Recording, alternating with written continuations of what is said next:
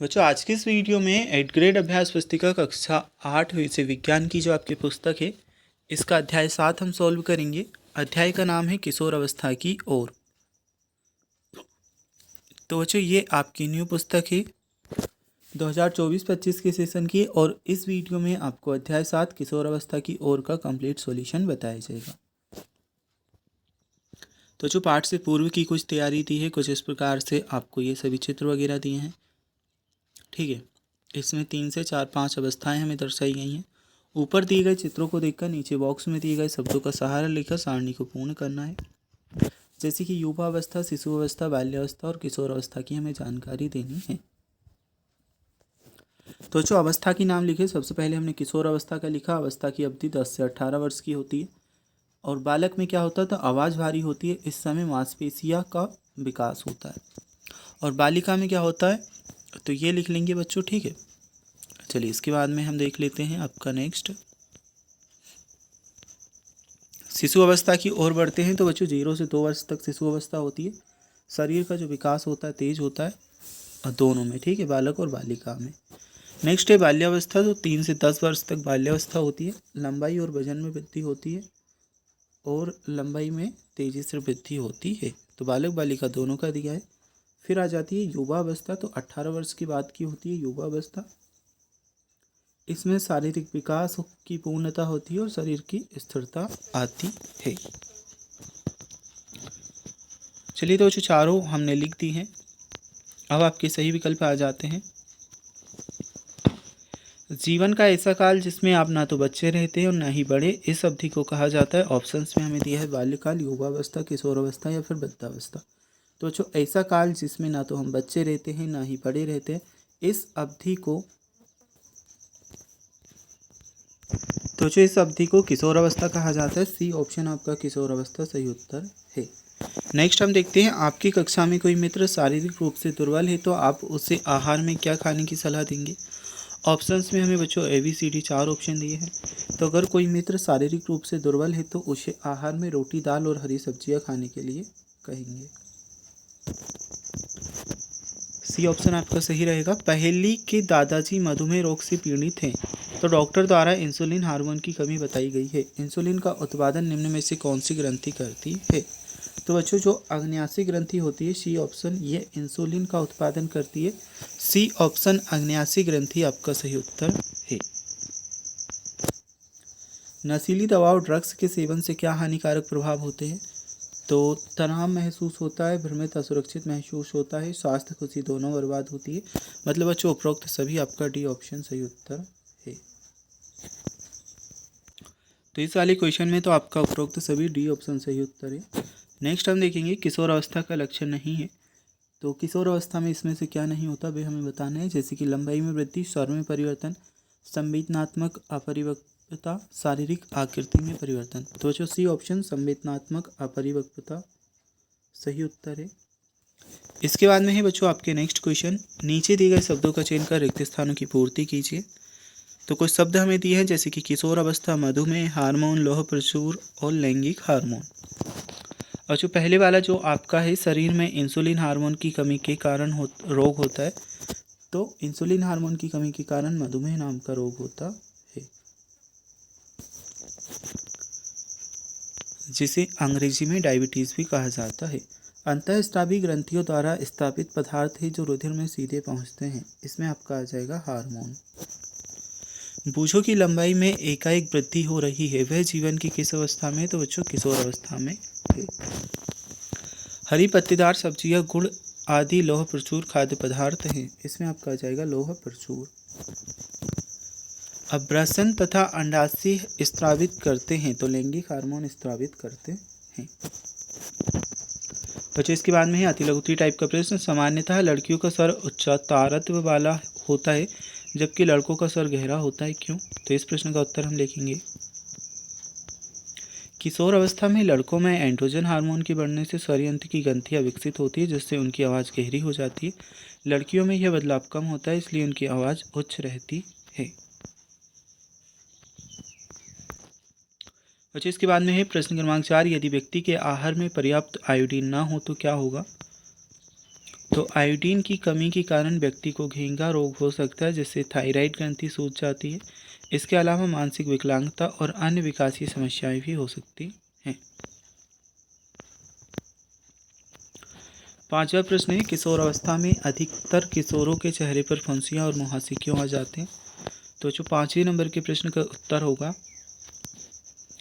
किशोर अवस्था में हार्मोनल परिवर्तन के कारण त्वचा की तेल ग्रंथियां अधिक सक्रिय हो जाती हैं, जिससे तेल का उत्पादन बढ़ता है और रोमछिद्र बंद हो सकते हैं।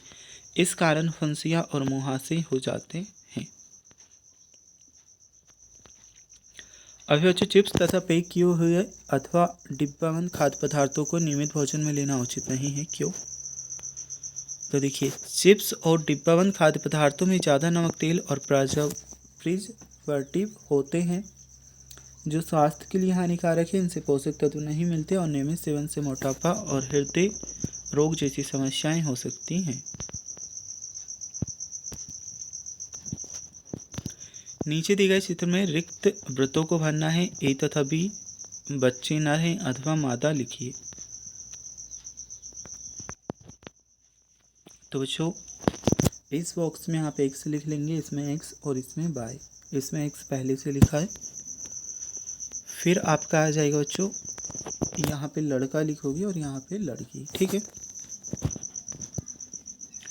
लघुत्री टाइप का प्रश्न है, बूझो तथा पहेली दोनों भाई बहन हैं। बूझो ने अपना जन्मदिन मनाया, जिसमें उसके कई मित्र आए। पहेली अपने भाई के मित्रों से लगभग 1 वर्ष उपरांत मिल रही है। उसने अपने भाई के मित्रों में अनेक परिवर्तन, जैसे किसी की लंबाई एकाएक बढ़ गई, किसी की आवाज़ भारी हो गई, किसी लड़की की मूछें निकल आई, देखने को मिला, बताइए। अब प्रश्न पूछे हैं, अनुमान लगाइए कि बूझो अपना कौन सा जन्मदिन मना रहा होगा। तो बूझो अपना 12वां या 13वां जन्मदिन मना रहा होगा। बूझो के मित्रों के शरीर में होने वाले परिवर्तन की अवस्था को क्या कहेंगे? इस अवस्था को किशोर अवस्था कहा जाएगा। अनुमान लगाइए कि शरीर में होने वाले इन परिवर्तन की अवधि कब तक होगी। तो ये परिवर्तन सामान्यतः 11 से 19 वर्ष की आयु तक रहते हैं, लेकिन यह व्यक्ति व्यक्ति पर निर्भर करता है। अब जो 9वां प्रश्न है, पहेली ने अपने घर के पास एक पोखर में मेंढक के बहुत सारे अंडे देखे। अंडे से टेडपोल में परिवर्तन के उपरांत टेडपोल वयस्क मेंढक में परिवर्तित नहीं हुए। ऐसा होने का कारण क्या हो सकता है? तो टेडपोल का वयस्क मेंढक में परिवर्तन न होने का कारण पानी में आयोडीन की कमी हो सकती है। आयोडीन की अनुपस्थिति में मेंढक के पूर्ण विकास के लिए आवश्यक हार्मोन का निर्माण नहीं हो पाता। बच्चों, 10वां प्रश्न है, निम्नलिखित तालिका को हमें पूर्ण करना है। एक साइड हार्मोन दिया है, सेकंड साइड ग्रंथि और तीसरे कॉलम में कार्य। तो सबसे पहले वृद्धि हार्मोन पिट्यूटरी ग्रंथि लिखोगे और शारीरिक वृद्धि के लिए शारीरिक वृद्धि को नियंत्रित करना इसका कार्य है। थायराइड जो हार्मोन है थायराइड ग्रंथि से निकलता है, इसे थायरोक्सिन हार्मोन भी लिख सकते हैं। और बेसल चयापचय दर और गर्मी उत्पादन को बढ़ाना है। कोर्टिसोल हार्मोन एड्रेनल ग्रंथि से निकलता है, क्रोध, चिंता और उत्तेजना की अवस्था में तनाव के संयोजन का कार्य करता है। इसके बाद में 11वां प्रश्न है, किशोर अवस्था में किशोरों में अनेक शारीरिक परिवर्तन होते हैं। कुछ परिवर्तन लड़के तथा लड़कियों में अलग अलग होते हैं। लड़के तथा लड़कियों में होने वाले परिवर्तनों को सूचीबद्ध कीजिए। तो जो सबसे पहले लड़कों में तो आवाज़ भारी होती है, मूंछ और दाढ़ी का आना, कंधों का चौड़ा होना। इसमें आप लिखोगे स्तनों का विकास, कूलों का चूड़ा होना और मासिक धर्म का शुरू होना। बच्चों, इसके बाद में 12 नंबर का क्वेश्चन है, किशोर अवस्था में व्यक्तिगत सफाई पर अत्यधिक ध्यान देना चाहिए, स्पष्ट कीजिए। तो 12 नंबर के क्वेश्चन में हम आंसर लिखेंगे, किशोर अवस्था में हार्मोनल बदलाव से अधिक पसीना और त्वचा में तेल उत्पादन बढ़ जाता है, जिससे फुंसियाँ, मुहासे और शरीर की दुर्गंध हो सकती है। इसलिए नियमित स्नान, साफ कपड़े पहनना और मुहासे का सही उपचार जरूरी है। अभी बच्चों, आपका दीर्घोत्तरीय प्रश्न, हमारे देश में विवाह की विधि संगत कानूनी न्यूनतम आयु निर्धारित की गई है। अगर ये विवाह की आयु निर्धारित नहीं होती तो बताइए। ठीक है, पहला क्वेश्चन पूछा है, किशोरों के शारीरिक तथा मानसिक स्वास्थ्य पर क्या प्रभाव होगा। यदि विवाह की न्यूनतम आयु निर्धारित नहीं होती तो किशोरों के शारीरिक और मानसिक स्वास्थ्य पर नकारात्मक प्रभाव पड़ सकता है। कम उम्र में गर्भावस्था लड़कियों के लिए हानिकारक हो सकती है और मानसिक तनाव भी बढ़ सकता है। अब पूछा है दूसरा प्रश्न, किशोरों के विकास के अवसर पर क्या प्रभाव होगा। तो ये देखिए उत्तर आप यहाँ से देख सकते हो। किशोरों के विकास के अवसर पर प्रभाव। विवाह की कम उम्र में किशोरों की शिक्षा और करियर के अवसरों से वंचित हो सकते हैं, जिससे उनके भविष्य के विकास के अवसर प्रभावित हो सकते हैं। अच्छा, इसके बाद में आपका 14वां प्रश्न पूछा है, टिप्पणी कीजिए। किशोर अवस्था में शारीरिक व्यायाम का महत्व। तो इस प्रश्न के उत्तर में हम लिखेंगे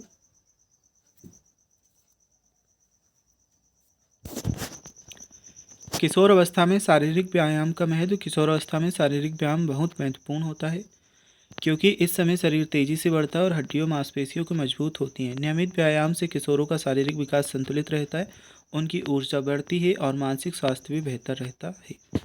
इसके बाद में बच्चों, किशोर अवस्था में नशीली दवाओं का सेवन का स्वास्थ्य पर प्रभाव। तो इसके उत्तर में लिखेंगे किशोर अवस्था में नशीली दवाओं का सेवन अत्यधिक हानिकारक होता है। यह मानसिक तनाव, स्वास्थ्य समस्याएं और सामाजिक आर्थिक समस्याएं उत्पन्न कर सकता है। नशीली दवाओं का सेवन शारीरिक विकास में बाधा डालता है। अब बच्चों 15वां प्रश्न, नीचे दी गई सारणी में आयु वृद्धि में अनुपात में लड़कों एवं लड़कियों की अनुमानित लंबाई आंकड़े दर्शाए गए हैं। लड़के एवं लड़कियों दोनों की लंबाई एवं आयु को प्रदर्शित करते हुए ग्राफ पर कागज खींचना है। कागज पर ग्राफ खींचना है। तो बच्चों ये कुछ हमें दी गई हैं, ठीक है। चलिए अब इनका देखते हैं ग्राफ। तो बच्चों ग्राफ कुछ इस प्रकार से रहेगा। आंकड़ों के आधार पर ग्राफ पेपर पर ग्राफ बनाकर बॉक्स में लगावे। तो ये बच्चों हमने ग्राफ बनाया है, ठीक है। इस प्रकार से ग्राफ आप भी खींचोगे। चलिए अब हम देख लेते हैं बच्चों आपका नेक्स्ट क्वेश्चन। इस ग्राफ से आप क्या निष्कर्ष निकाल सकते हैं। तो लड़कियों की लंबाई 12 से 16 और लड़कों की लंबाई 14 से 18 के बीच तेजी से बढ़ती है। किस आयु वर्ग के लड़के लड़कियों की लंबाई समान है। तो 12 वर्ष की आयु में समान है। किस आयु वर्ग के लड़के तथा लड़कियों की लंबाई अधिक अंतर है। तो 16 से 18 वर्ष की आयु में। अभी बच्चों आपका प्रोजेक्ट नंबर 1, अपने मित्रों का एक समूह बनाइए, उनमें चर्चा कर उन खाद्य पदार्थों के नाम लिखिए जो उनके द्वारा पिछले दिन नाश्ते, दोपहर के भोजन एवं रात्रिकालीन भोजन में खाया गया। तो जो देखिए ये हमने लिख दिया है टोटल 5। सबसे पहले मित्रवन का लिखा। मित्रवन की जगह पर आप अपने दोस्त का नाम भी लिख सकते हैं। और ये पूरे प्रोजेक्ट आप अपने स्वयं के अनुभव के आधार पर भी कर सकते हैं। अगर आपको कुछ समझ नहीं आ रहा तो फिर यहाँ से देखकर कर लीजिएगा, ठीक है बच्चों। पोहा, दूध, रोटी, दाल, सब्जी, दाल, चावल, सलाद और में से 2 ने ब्रेड, बटर, अंडा, फूला, रायता, ये सभी आप यहाँ से लिख लेंगे, ठीक है। उपरोक्त सारणी के आधार पर निम्न प्रश्नों के उत्तर देने हैं। शरीर की समुचित वृद्धि के लिए उत्तरदायी खाद्य पदार्थ कौन से हैं। तो शरीर की समुचित वृद्धि के लिए उत्तरदायी खाद्य पदार्थों में पोहा, दूध, अंडा, रोटी, दाल, सब्जी, चावल, दही, पनीर, इडली, सांभर और फल आदि शामिल हैं, ये सभी, ठीक है। उपरोक्त सारणी में कौन सा जंक फूड है जिनका आपके द्वारा और आपके मित्रों द्वारा सेवन किया गया। तो तालिका के अनुसार जंक फूड के अंतर्गत ब्रेड, बटर और सैंडविच आते हैं। ये खाद्य पदार्थ पोषक तत्वों में कम और वसा, नमक और चीनी में अधिक होते हैं, जो शरीर के लिए हानिकारक हो सकते हैं अगर इनका सेवन अधिक मात्रा में किया जाए तो। अब जो प्रोजेक्ट नंबर 2 है, HIV एड्स के बारे में समाचार पत्र, पत्रिकाओं से कटिंग एकत्रित कर 15 से 20 वाक्यों पर लेख लिखिए। तो ये लिखेंगे HIV human immuno deficiency virus शरीर की प्रतिरक्षा प्रणाली को कमज़ोर करता है, जिससे एड्स एक्वायर्ड इम्यूनोडेफिशिएंसी सिंड्रोम हो सकता है। यह वायरस संक्रमित रक्त, वीर्य, योनि, स्त्राव और स्तनपान से फैलता है। बचाव के लिए सुरक्षित यौन संबंध और संक्रमित सुई व रक्त से बचना जरूरी है। जागरूकता, शिक्षा और उचित उपचार इस बीमारी से बचाव में महत्वपूर्ण है। अब जो है संक्रामक रोगों की सूची बनाइए तथा किन माध्यमों से एक व्यक्ति से दूसरे व्यक्ति में फैलते हैं। ऐसे रोगों की रोकथाम के लिए आप क्या उपाय करेंगे, लिखिए। तो संक्रामक रोगों की सूची ये है: मलेरिया, डेंगू, चिकुनगुनिया, फ्लू, तपेदिक, टीबी, खसरा, टाइफाइड, हेपेटाइटिस, चेचक और कोरोना वायरस कोविड-19। फैलने के माध्यम यहाँ पर लिखे हैं मच्छर, सांस, संक्रमित भोजन, पानी, रक्त, इन सभी से फैलते हैं। रोकथाम के उपाय है मच्छरदानी का उपयोग, स्वच्छता, मास्क पहनना, टीकाकरण और सुरक्षित भोजन। तो जो अध्याय 7 आपका कंप्लीट हुआ। अगर अध्याय 8 को आपको सॉल्व करना है तो चैनल पर जाकर के, प्लेलिस्ट में जाकर के इनके आंसर देख सकते हैं।